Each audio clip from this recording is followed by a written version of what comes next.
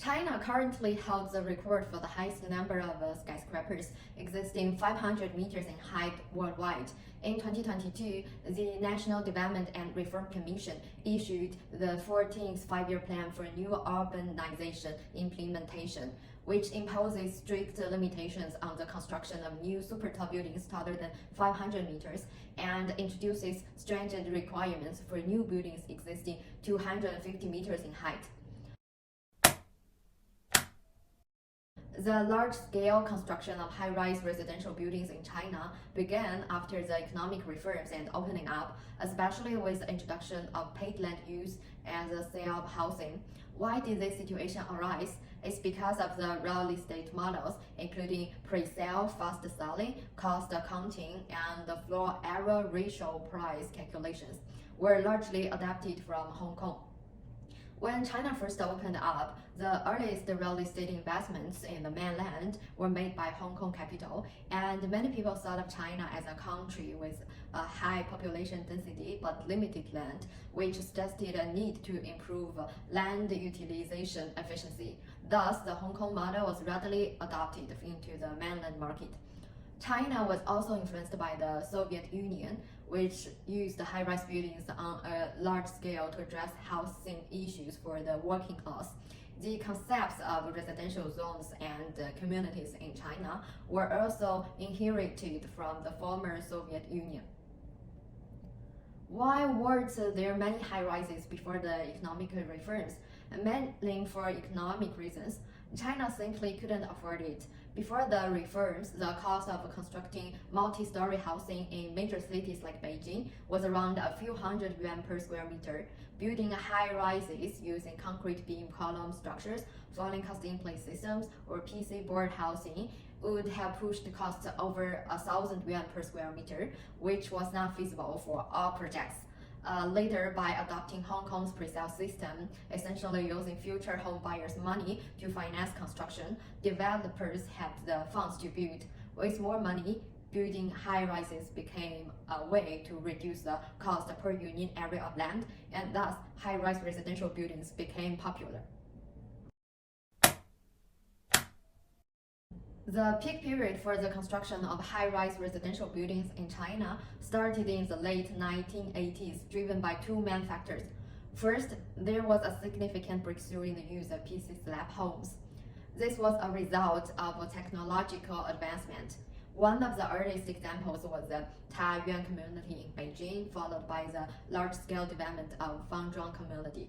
These communities, accommodating hundreds of thousands of residents, utilize this model due to its low cost, simplicity in construction, certain prefabricated elements, and fast on-site assembly, making it suitable for mass standardized production. Second, there was a severe housing shortage at the time. Today, the average living area per person in China has surpassed 40 square meters, but in the 1980s, it was less than 6 square meters. It was common for 3 generations to share one bedroom. Another key metric from that era was the completeness rate, which refers to whether residential units were equipped with complete living facilities. Back then, this rate was very low, around 20 to 30%. Many buildings lacked individual toilets and kitchens. Millions of families in cities lacked adequate housing, and tens of thousands had no housing at all. Those without homes were not necessarily sleeping on the streets. Instead, they often used non-residential buildings as temporary and later permanent residences. For instance, factory sheds left from construction were repurposed. Simple partitions made from plywood were used to create dorms for workers. And as families grew, these spaces were expanded using lightweight materials or even just curtains to divide the space. Thus, there was an urgent need for rapid construction techniques that utilized minimal land to maximize the resolution of housing issues.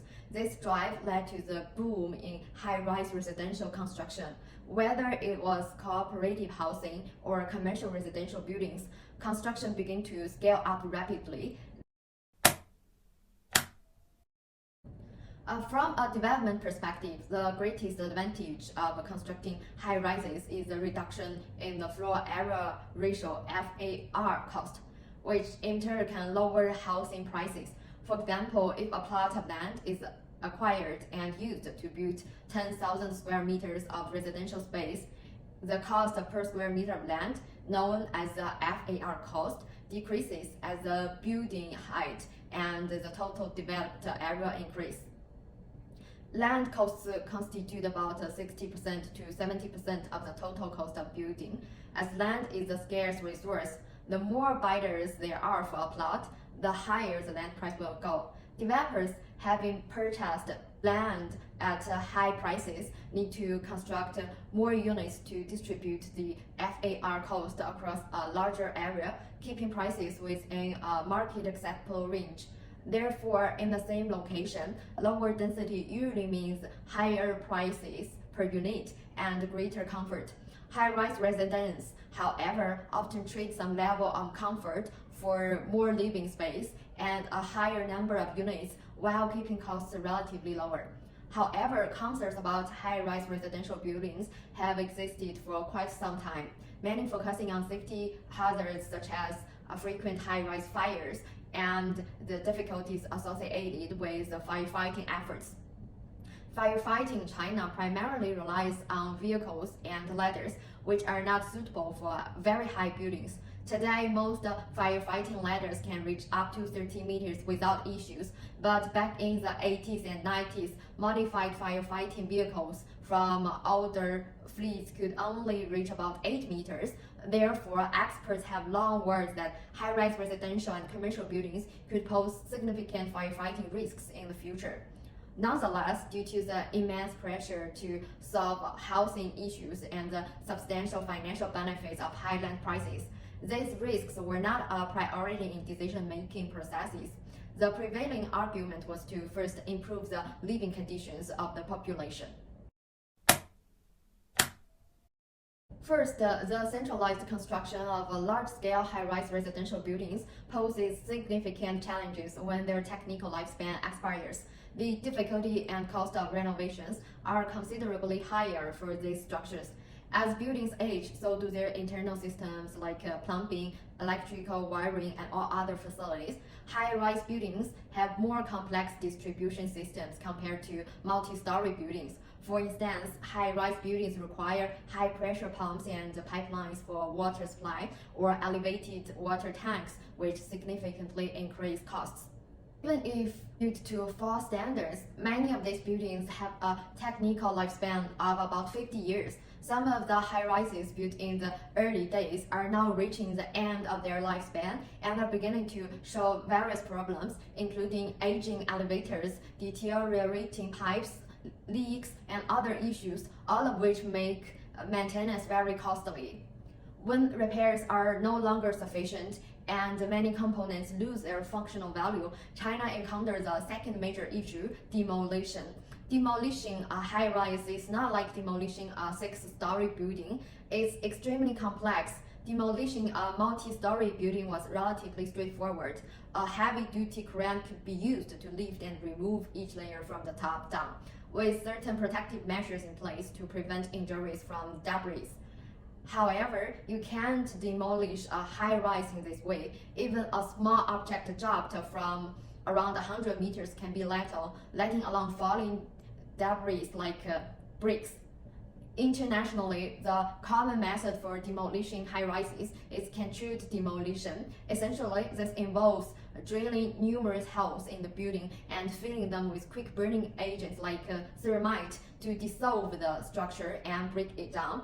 After the building is sufficiently weakened, its collapse must be controlled to ensure it falls vertically. This process is very costly and complex. In some counties within China, geographical limitations necessitate the construction of high-rise residential buildings, especially in towns located in narrow valleys or deep mountains where buildable land is incredibly scarce. In these cases, as the population grows, opting for high-rise development is understandable. However, in most other areas, particularly in third and fourth tier cities and counties, high-rises and skyscrapers are often under-occupied with a high vacancy rate. These places simply do not need so many high-rise buildings. This overconstruction is a result of irrational decisions driven by the pursuit of quick profits in the market and local governments chasing achievements for political gains.